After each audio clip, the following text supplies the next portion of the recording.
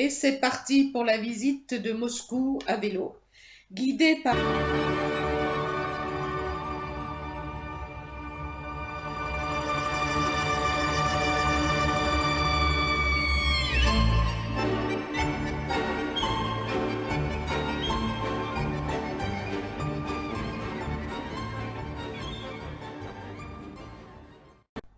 Après avoir laissé les vélos sous la garde de Boris, nous poursuivons à pied vers la célèbre place Rouge, classée patrimoine mondial de l'UNESCO, et la non moins célèbre cathédrale Basile le Bienheureux, et le Kremlin.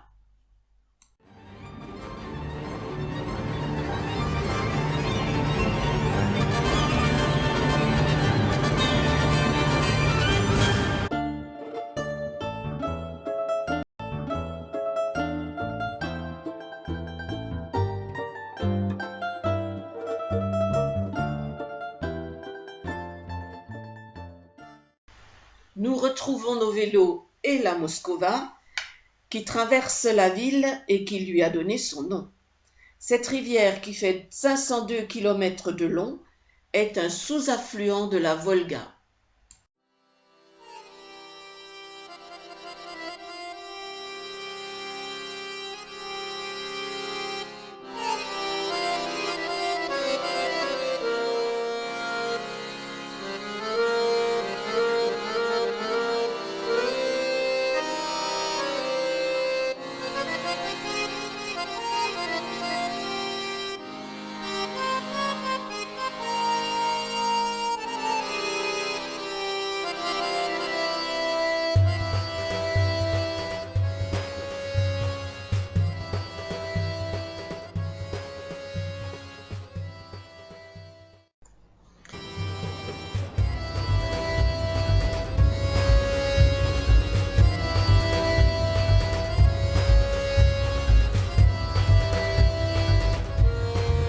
Par les gros nuages qui nous menacent depuis un bon moment et qui ouvrent leurs vannes à 100 mètres de l'hôtel.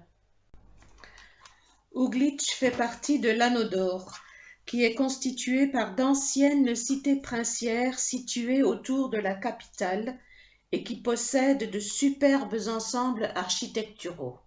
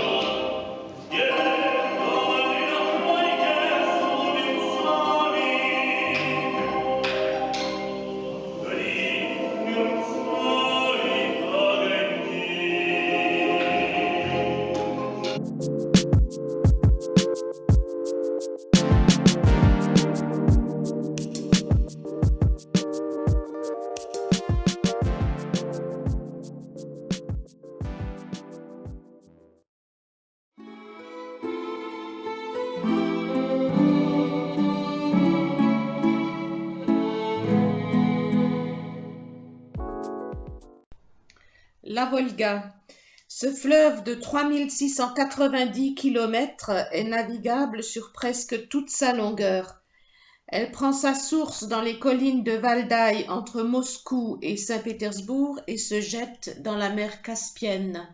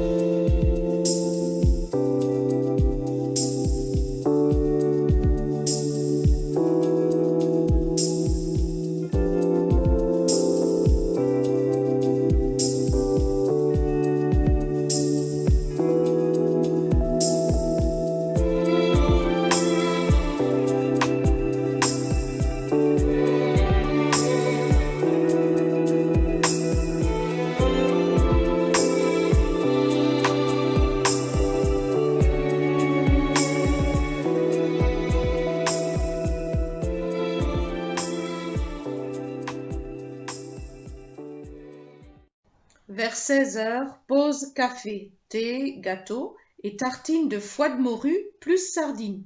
Excellent. De quoi tenir jusqu'à Mychkine, situé sur la rive gauche de la Volga, au nord d'Ouglitch. Le nom de la ville provient de Mich, souris en russe, ce qui explique pourquoi l'emblème de cette ville est une souris. Il y a d'ailleurs toute une histoire autour de la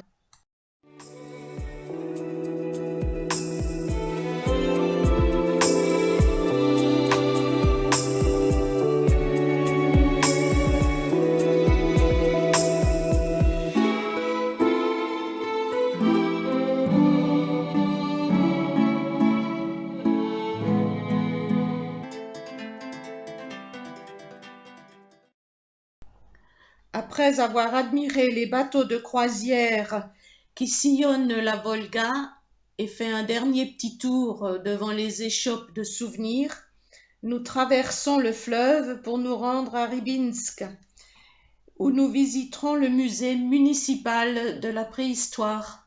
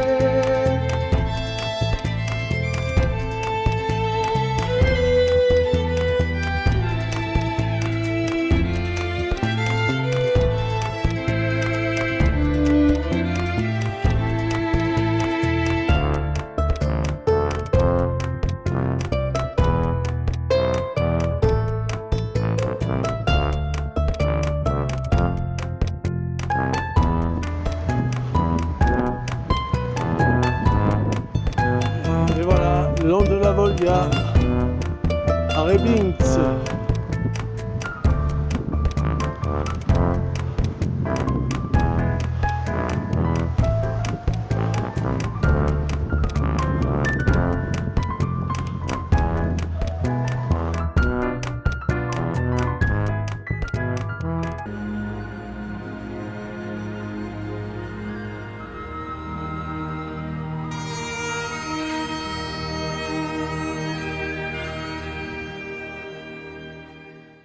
À Toutaïev, nous nous arrêterons pour visiter la cathédrale de l'élévation de la croix du XVIe siècle, qui fait partie des édifices de l'Anneau d'Or sur la Haute-Volga.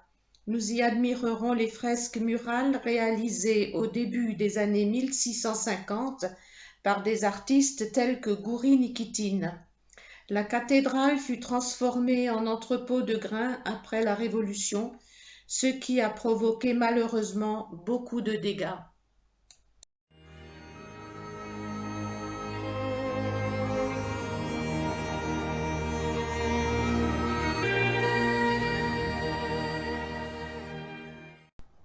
À notre arrivée à Yaroslavl, et après avoir essuyé un bref orage de grêle, nous retrouvons les jeunes coureurs qui nous ont précédés et posons devant la flamme du soldat inconnu avec les maillots que nous a offerts Vladimir. À 20 heures, nous partons pour une visite guidée de Yaroslavl, qui est une des plus vieilles cités de la Russie. La première mention de la ville date du XIe siècle. Située au confluent de la Volga et de la Kotorozl, elle fait partie de l'Anneau d'Or. La vieille ville est inscrite au patrimoine mondial de l'UNESCO et d'après notre guide, elle aurait compté pas moins de 50 églises.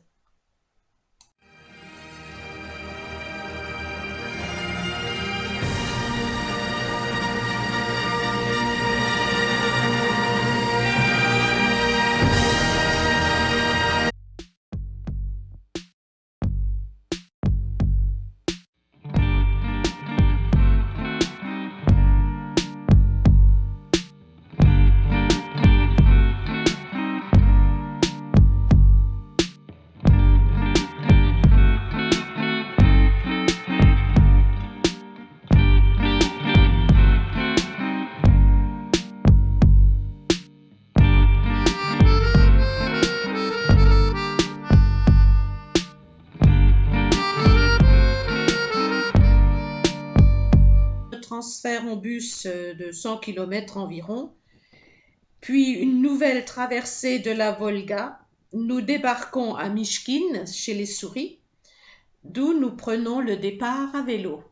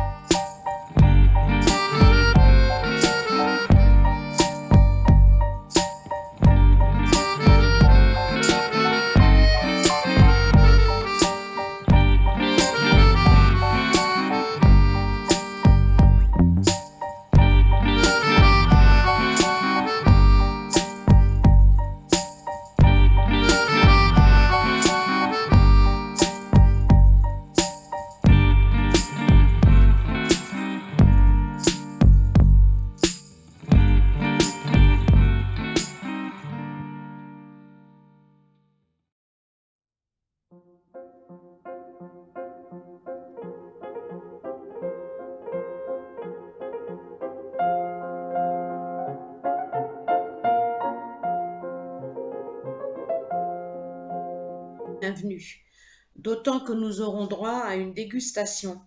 Les vins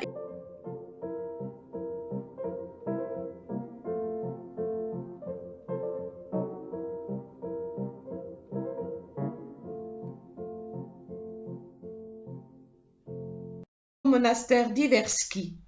La visite n'était pas prévue, mais qu'importe, l'occasion est trop belle. Tant pis pour le vélo, on le reprendra demain. Situé sur l'île Selvitsky sur le lac Valdai, le monastère, qui se trouvait en très mauvais état après avoir servi de musée, d'atelier, de maison pour invalides, d'école, de sanatorium et j'en passe, a été restauré en 2007. La cathédrale de la Dormition du XVIIe siècle, avec ses 5 magnifiques dômes dorés et ses superbes fresques, a été rebaptisée cathédrale de l'icône de la Vierge Marie d'Iversky en 2008 lors de sa consécration en présence du président de la Fédération de Russie, Vladimir Poutine.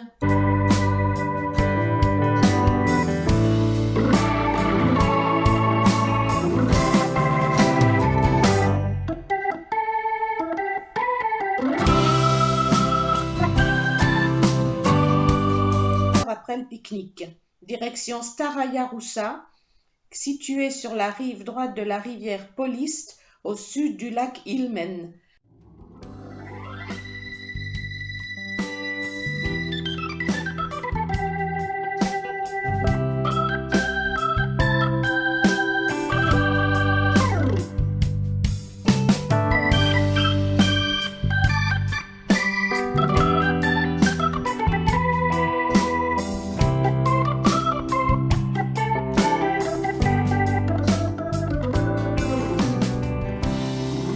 Kilomètres de Novgorod, nous découvrons le monastère Saint-Georges de Lourvière Volkov.